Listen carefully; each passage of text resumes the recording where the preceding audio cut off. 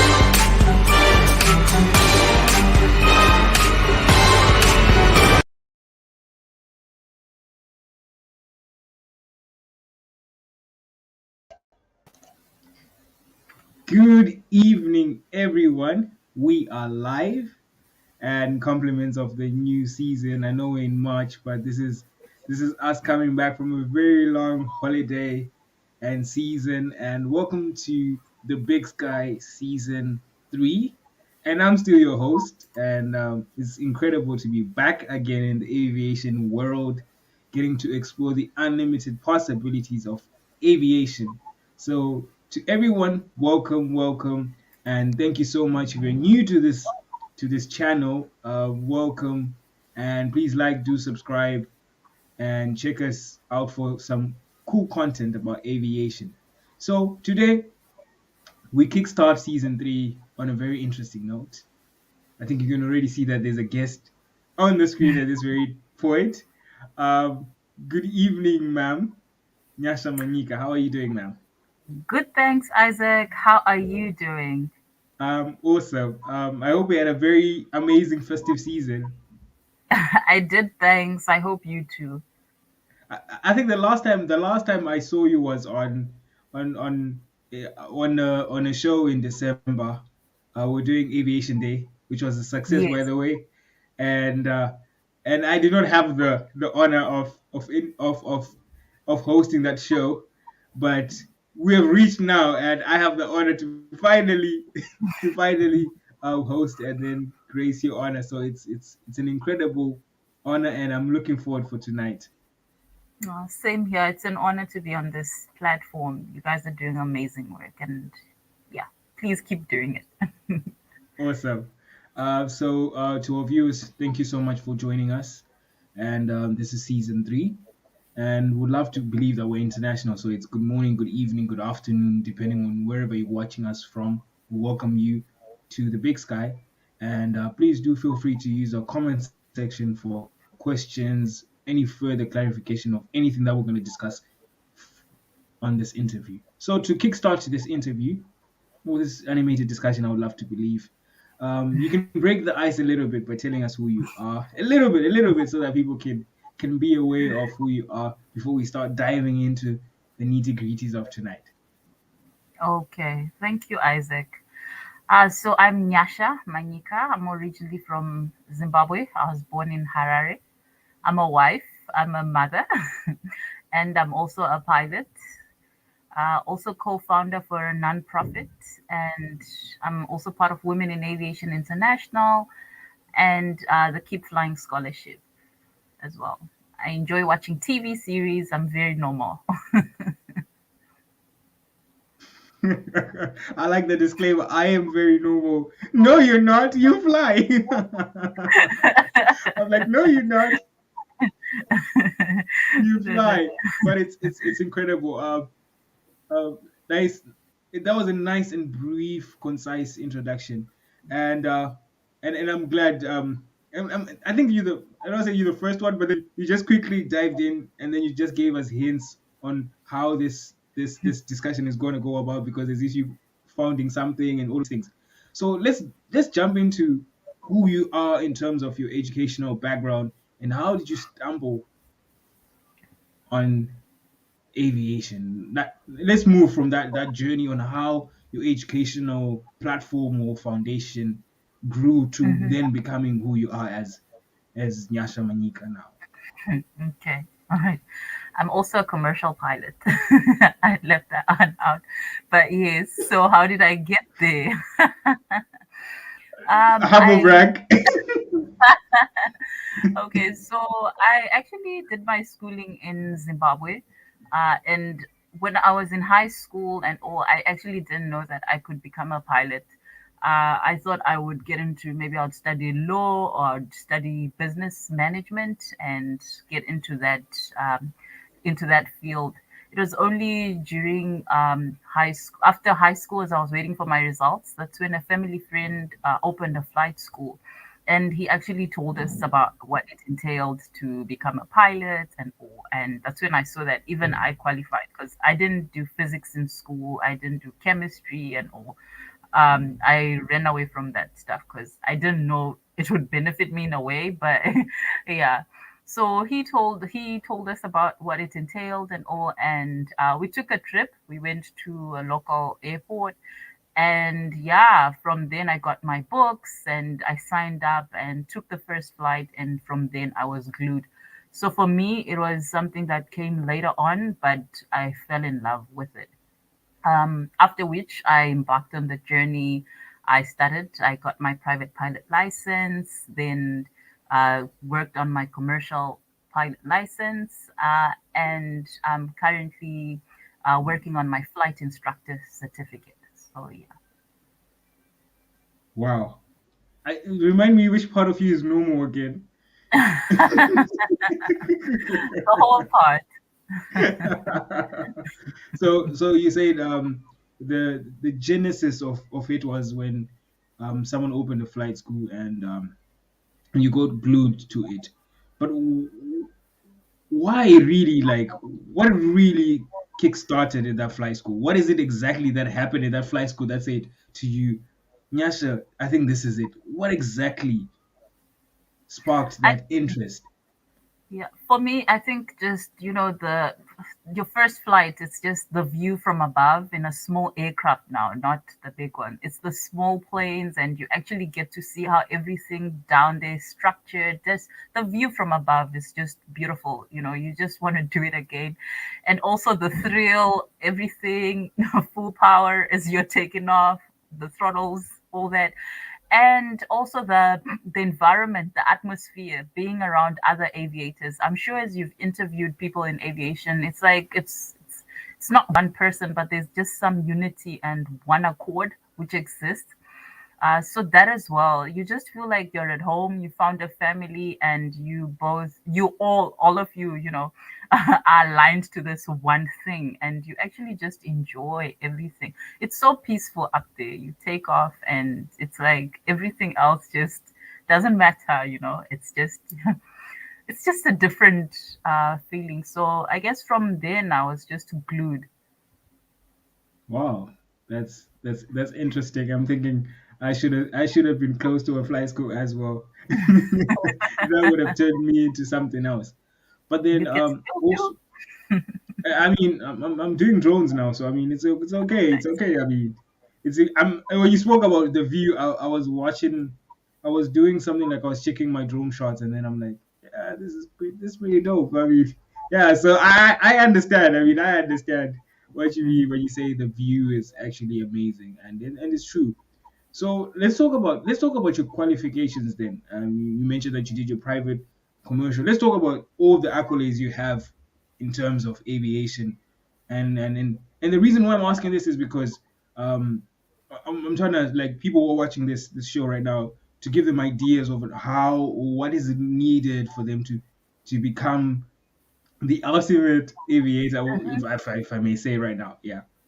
Yes, yes. Okay. So I started off, when you start off, you go to a flight school, you sign up, and all, you start off as a student pilot license. So you've got an SPL. With that, you can start your flight training, you can start writing exams. There are about 8 exams when you're starting off. It's like, I always take it back to STEM. It's like the STEM in aviation, the science, the physics of flying, as well, because you're going to be looking at the principles of flight. Then that covers the physics of flight and all the technology. You're going to be looking at instruments that exist in the aircraft itself. The engineering, you're going to be looking at the engine of the aircraft. You learn about it. Mathematics, you're going to be doing your flight planning. You're going to be doing your navigation. You're going to be planning how you're going to be flying and all. So it all goes back to kind of STEM in aviation. So those are kind of the subjects that you do. There are about 8 of them. You also learn your radio, telephony. You need to be able to talk to other to the air traffic controllers as they're controlling you, to other pilots in the skies as well. So you also need to learn that. After which you go you do some flying. The minimum is about 45 hours. Within 45 hours, you should be able to get your private pilot license. With that license, you can fly family and friends for free. You're not yet allowed to get paid. Yeah. And then the subjects that we spoke about, you now take them up again. But now the foundation, we started with the foundation. Now you build up a little bit more with the theory as well. So you take those subjects, but now with a deeper understanding. You've got the basics. Now you need to have a deeper understanding. So we you go through that. After which you'll be writing your exams with the civil aviation, depending which country you are. If you're in the US, maybe the FAA, different relative bodies that govern that. And you also continue with your flying. Now with the flying, it's more about building your confidence. You're flying more hours. You're flying solo, gaining experience, building your confidence, becoming more assertive. You go through different scenarios, and even your judgment gets better. Oh, I want to fly on such a day. How is the weather? And maybe on other days, the weather may not be so great, and you now know that it's your judgment is better. You actually know, oh, I can't go up when it's like this. You learn to make even more better decisions as well. And then you also embark on the instrument flying. You learn how to fly using the instruments themselves. You learn how to fly in bad weather. So after which you'd do your commercial flight test. That one you can do it either in a single engine aircraft or a multi-engine, which is like 2 engines or even just 1 engine. You also learn how to fly an aircraft with a retractable undercarriage, the wheels going up. You learn how to fly a higher performance aircraft. Whereas in your private pilot, it was just a basic. Maybe you started off in a Cessna aircraft, a Cessna 172, a Cessna 152, or a Piper Cherokee 140 or 180, just a basic standard aircraft. So now as you upgrade, going to commercial, you're going to fly a more complex aircraft. With that one, maybe the wheels were just fixed. The propeller was just, ooh, now you're going to be flying with a propeller that you're going to be changing its pitch, angle, blade angles, and all. The undercarriage, you're changing all that. And yeah, 2 engines. So it's more workload, more judgments as well that I spoke about as well. After which, when you've got your commercial, you can now branch out. You can get a flight instructor certificate. With a flight instructor's license, you can teach other people how to fly as well, because you now know how to fly. You've gone through it. You can start teaching other people how to fly. Or you can become a charter pilot. You can teach people, or not teach people, sorry. You can start flying tourists, for example. You can fly business people, or yes, that's the charter business area. Or if you are very fortunate, you could even get into an airline as a cadet pilot or start off as a second officer after that. After which, the thing with aviation is you keep gaining experience. You start off from the bottom, you've got few hours, you keep building your hours, more experience, adding different types of aircraft onto your license, bigger aircraft, more complex, going like that, until one day you're at the aircraft that you want to end on. For other people, some people actually become professional flight instructors because they just love teaching, so they can end there. Some people just end up as business pilots because they enjoy flying business people, miners around, or yeah, that kind. So it just depends. Other people maybe branch out. They decide to own airlines, or it just depends. It's a whole broad career. There's agricultural pilots, crop spraying. Although you guys with the drones want to take over in that field, but but yes, there's also that. So yeah, there's lots to do. So yeah, I hope I have answered you. Yeah, you did. I mean, there was so jam-packed stuff inside, and I'm just like, remind me again, which part of you is normal? Because I mean, all of No, these things is just incredible. I mean, all of these things is just incredible. The way you're mentioning how you, as you said, you start from the bottom and then you move up and all of these things. So for you, being accomplished as you are now, how was the journey? I mean, when you were beginning, and how is the journey now? Like when you, it especially when you're beginning, because those are moments where it's challenging and maybe you're thinking, can I do this for real, or so forth and so forth. Take me back to that time where you were starting off. Like, was it all rosy? Was your passion matching your knowledge? Or there's a point where I'm like, yeah, I'm passionate about this, but it's really kicking me out right now, it so I doesn't need to want me. adjust. Yeah, yeah, like This let's go to relationship that is not part. Let's working out. the journey. I mean, the passion is undoubtedly there. Like you could say, I am Yes, passionate about this, but then the knowledge also kicks in and say, yeah, we need to sort out. There's need for an alignment. So take yes, me yes. to that journey. Like, how was your journey when you're starting? Like, Like did you I have said, any I didn't. challenges or anything?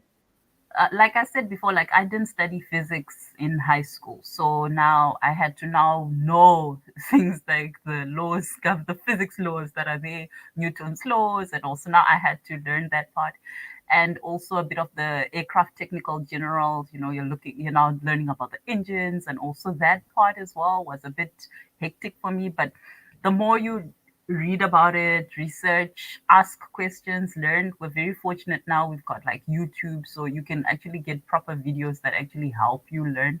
So for me, that was a bit, those were my challenges as well. And also learning to fly itself at first, not having had that background before or prior knowledge. That meant I had to work extra hard, like to find out. Now it's easy for me to say, you can be a tank pilot, you can be an agricultural pilot, you can be this. I had to research.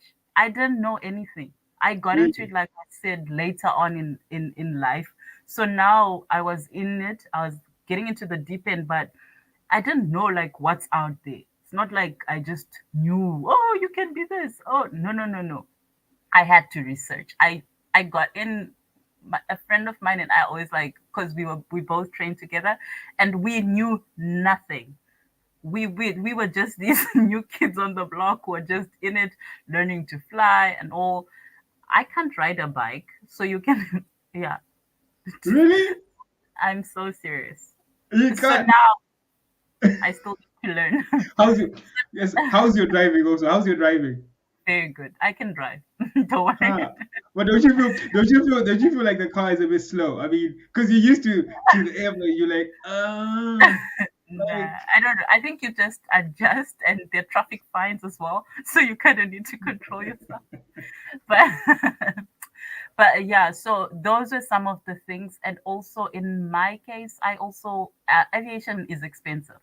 I actually had like a 2 year break in between where I actually had no funds.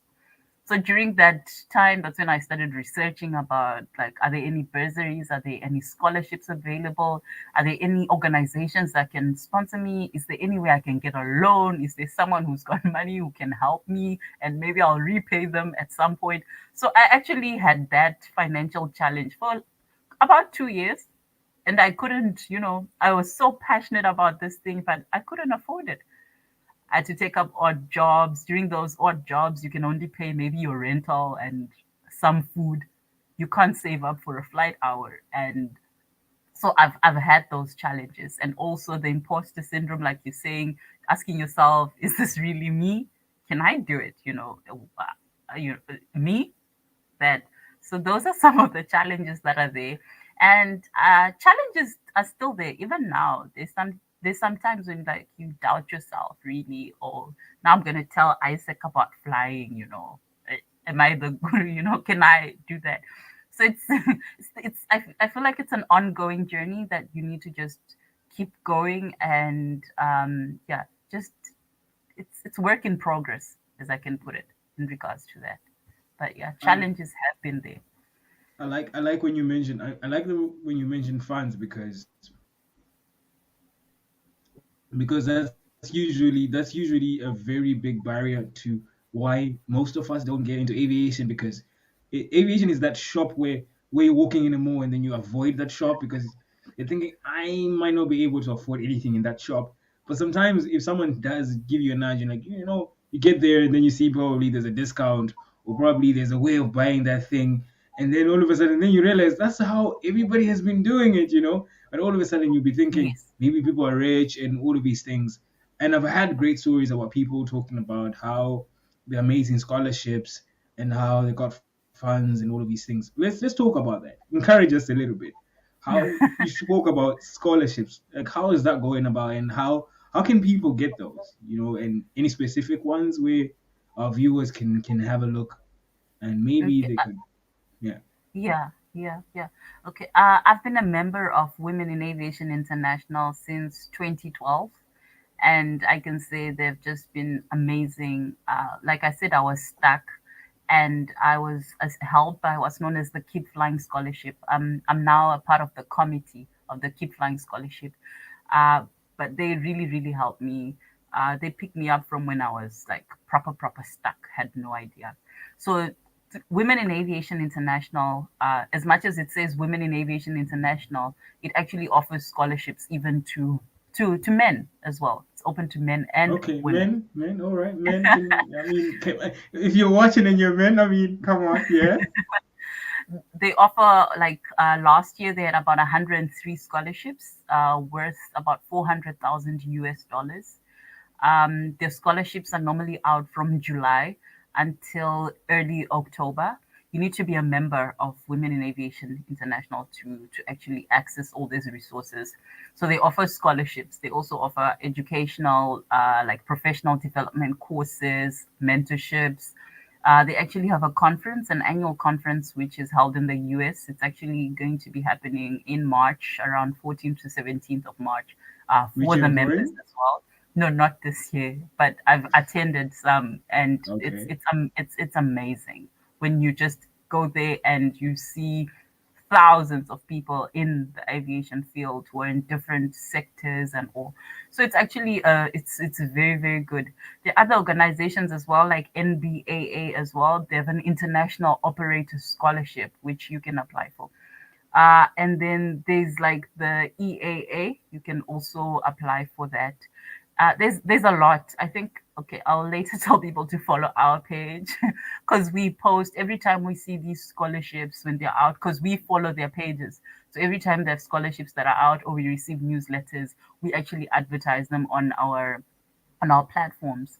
The other thing people can do is actually approach, for example, their Ministry of Transport in their country. You can actually write an application letter with a cover letter stating your passion and everything, and your resume underneath, or your CV, and apply. You never know. Maybe they've got some allocation for things like that. Your Ministry of, or your Department of Education, or even big companies, the mines and all, because some of them have a corporate social responsibility.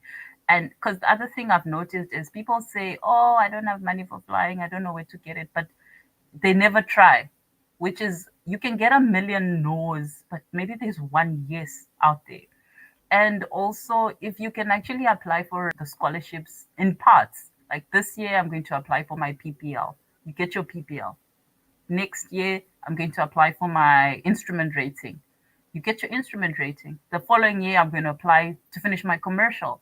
You've spread it out over perhaps 3 years, but are you not going to get your license?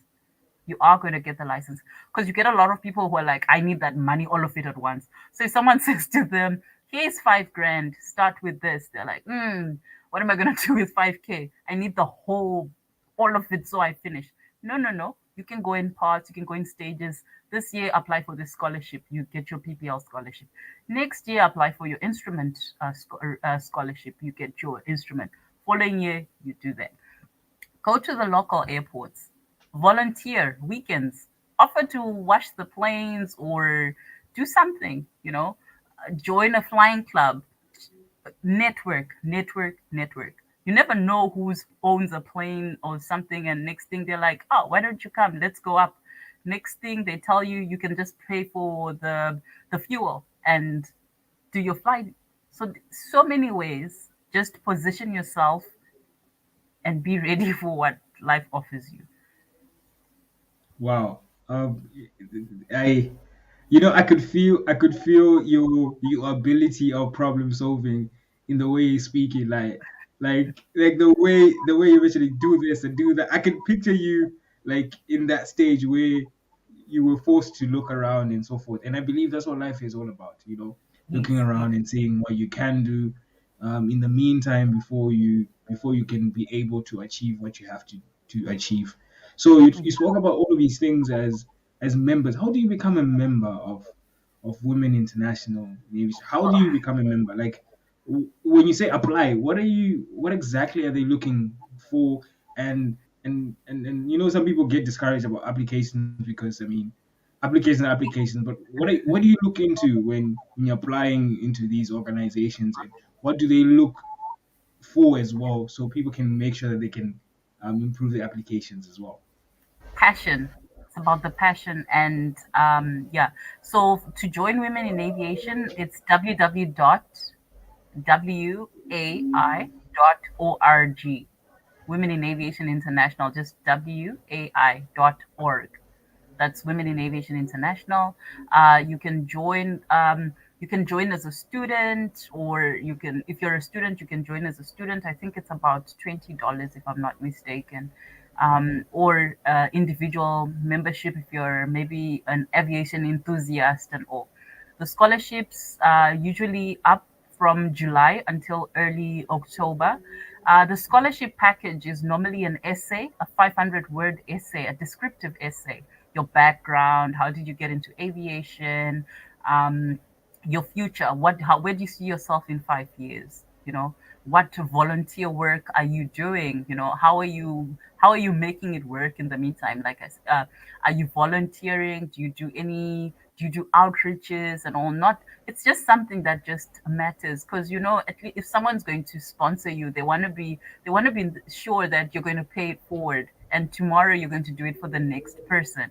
you know it's always a good trait to have in your application, with maybe the volunteer, maybe you even volunteering at the SPCA or something. You could also put that down.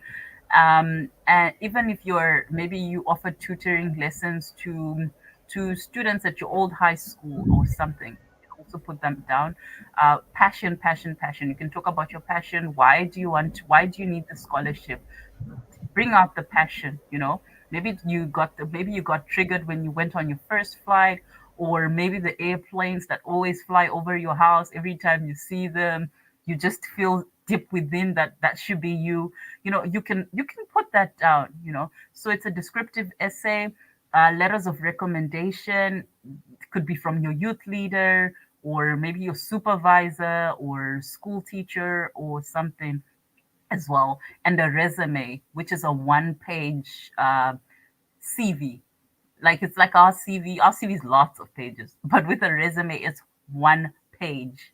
So yeah, so you put together a scholarship application and you upload it onto their website when it's the scholarship season, and you actually apply. You can actually apply for 3 scholarships, and you may be fortunate and actually get all 3.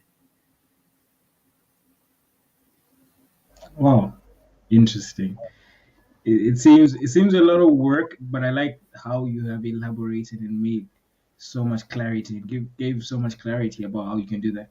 I believe a hint that's you speak about these whenever you visit or wherever you're given opportunity to speak wherever. Yes. So yeah, that's important. That's important because this gem of knowledge should be spread out as well. So Mhm. let's talk about something that's more closer to home, Africa. You are the co-founder of aviation leaders in Africa.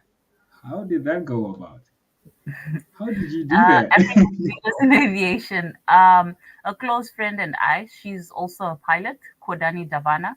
We were actually together one time sitting in class and yeah, just just going through our moments, the challenges that we've gone through. Like I said, be it the knowledge level was we didn't know how to fly. Not that didn't know how to fly, but just the challenges we went through, the finance part, and just all the struggles we went through. We had so many things in common, and we just thought, you know what? We need to stop this now. We've gone through it. We've done the research. We know who's giving out the scholarship. We know the resources where they are. We know the information that people need that we didn't get. So let's start this, which is how we started our nonprofit. So our whole aim is to, to influence, raise the African people that want to be involved in aviation and STEM careers as well, to help them, be it the youth or even the elderly, women and all. We're just there to be that big sister that we didn't have. So now we're walking the journey with them. Instagram page, we're always just posting, like I was saying, even our Facebook, the scholarships when they're up, we're putting them up, letting people know these scholarships are there, apply, deadline is so and so. We also run an online mentorship program once a month. We've got a facilitator, who's very experienced ex Air Force pilot. He runs the online mentorship sessions. We go through different careers in aviation with our youth, aged 12 to 17 from all over Africa. So we go through once a month on a Saturday from 4 p.m. to 6 p.m. We go through a different career in aviation. So we run those workshops with them. This year, we're introducing aviation and STEM camps, a 4-day camp whereby we go through manned aviation and manned, your drones. We're going with them. STEM workshops. We've got a leadership program teaching the children how to have the right attitude for life. And these scholarships and the resume, how to put it together. It's like a 4-day camp. We're actually going to Kenya in September, from the 21st to the 24th. We're going to have about 200 learners from grade 9 and 10, and we're going to be going through this amazing camp. We're also going to 2 other countries in Africa, still to be announced. But yeah, so yeah, we're just there. If anyone needs help, like putting together a package, a scholarship essay package, proofreading, all that, we are there to, to be that hand that we didn't have. Wow, this is incredible. This is incredible. This is going as much as I planned, even way better. Because there's so much encouragement from everything that you're saying, and I could see where people can be inspired and how they can do so forth and so forth. And looking at Africa as a whole, the industry, like what are your thoughts and where do you think we're doing it right, and where do you think we can be better as well?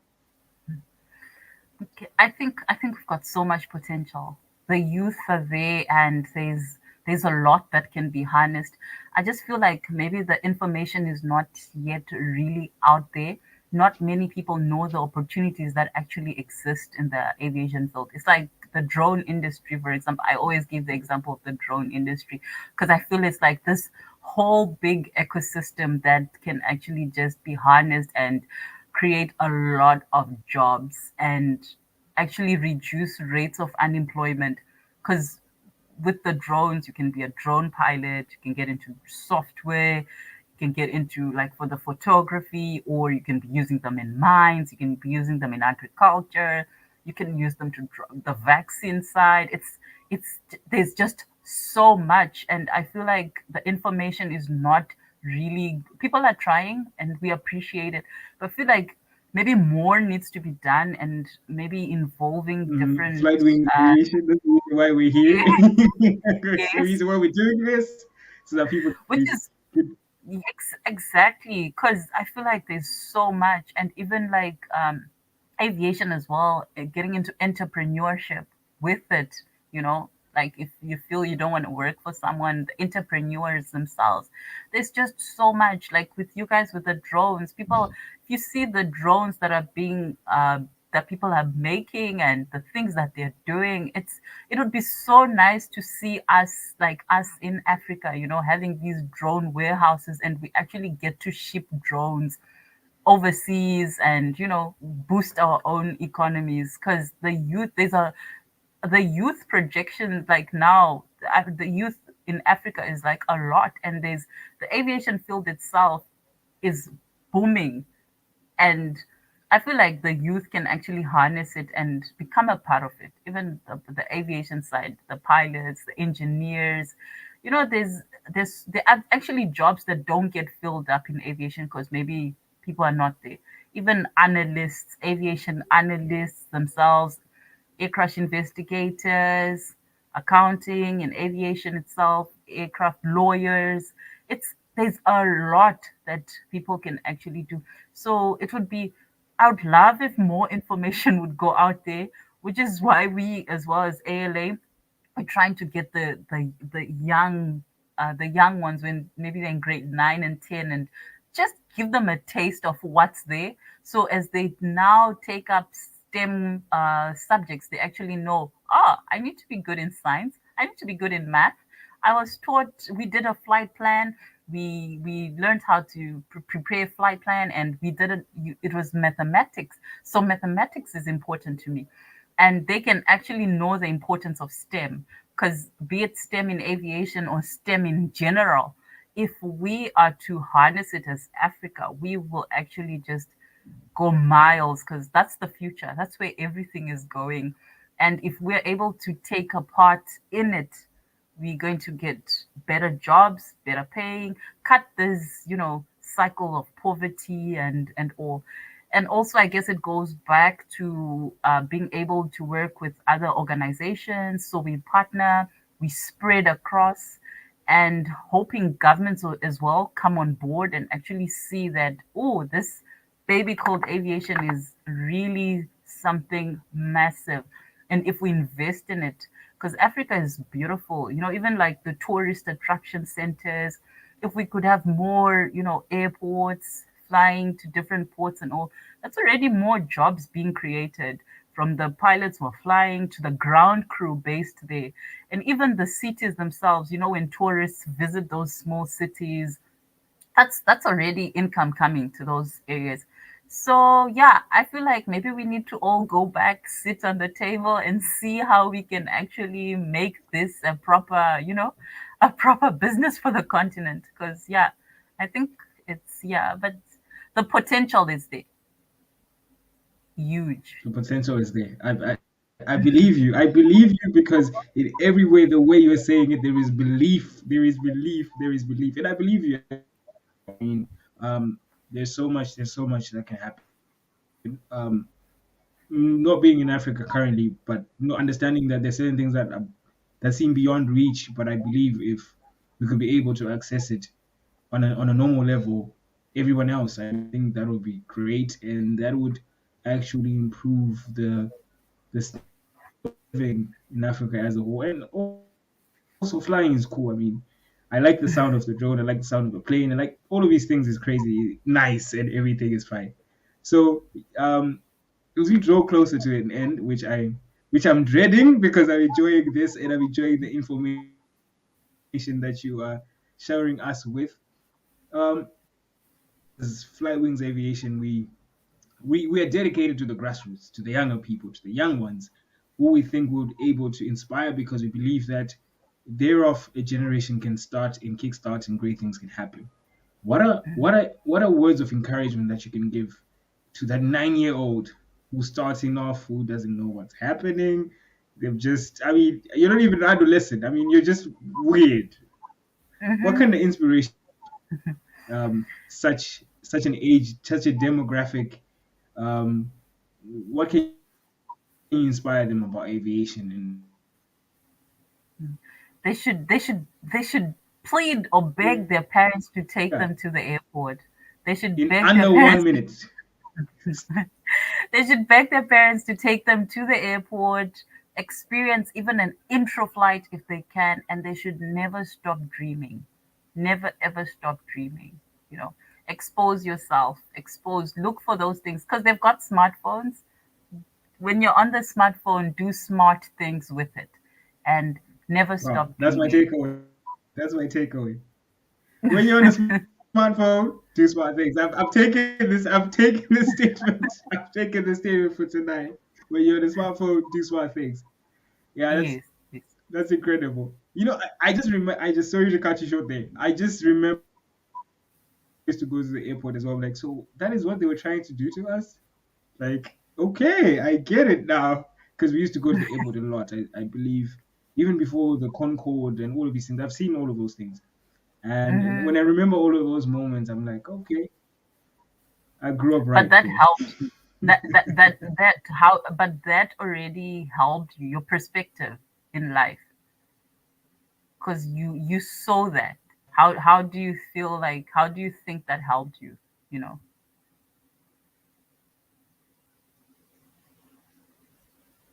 Because it gave me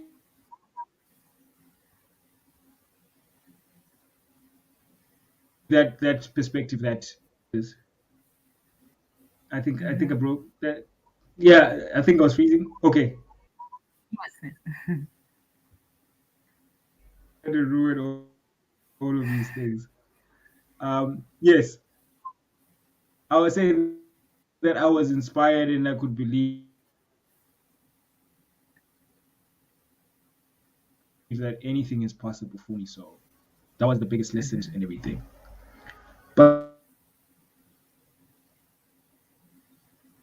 But a lot.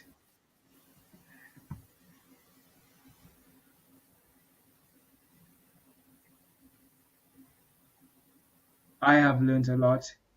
And yeah, thank you so much for the first time. Thank you if you've been watching us ever since season one. Thank you again.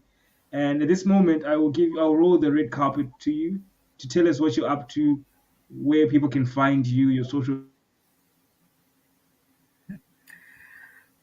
Thank you so much for having us, for having me, as I'm representing ALA as well. So people can follow us on Instagram, Facebook, at African Leaders in Aviation. On Twitter, it's ALA underscore lead, LEAD. On LinkedIn as well, it's African Leaders in Aviation. If you'd like to send an email, it's hello at africanleadersinaviation.org. That's where we are.